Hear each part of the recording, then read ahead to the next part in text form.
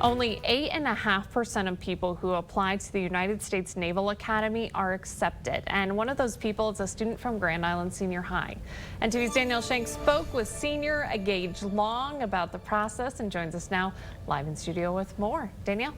Gage Long was anticipating an answer from the Academy since November and even made backup college plans just in case. All my eggs were in the basket for the Naval Academy, and so when I finally found out in early April, it was just a massive weight off my shoulders. It all started after a stellar sophomore year in track as Gage broke the school's sophomore record for the 1,600-meter race and placed 8th in state. Then later that summer, he received a letter. It said Annapolis, and I'm like, where's Annapolis, Maryland? And, you know, I opened it up and I seen it was a letter from the head cross-country coach out there, and that was actually my first contact with any college coach. Gage then had to gather recommendation letters and work with Nebraska senators and congressmen to receive nominations. He was one of Senator Deb Fischer's choices.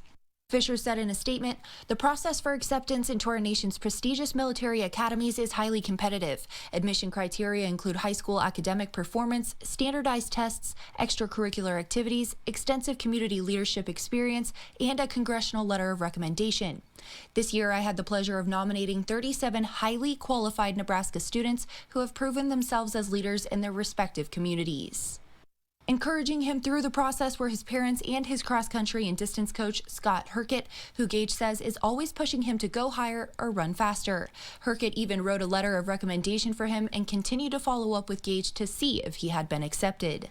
And finally he calls me up and says, yep, I got in. It's like, that's just like a sigh of relief, you know, because I know it was something that he wanted really bad and was pursuing pretty hard. And you just want those things to happen for your kids that you work with on a daily basis.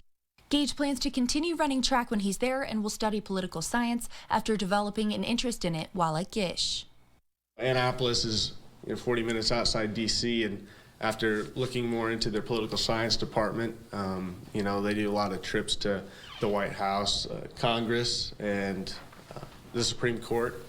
And so I think that'll bring a lot of success to myself once I get there. I'm just super excited for him, you know, to see where he ends up 6-7 years from now, you know, what kind of paths he leads down. And like I said, the sky's the limit for him. He's pretty determined and pretty driven, and you see that on the track, you see it on the cross-country course, and you see it in school.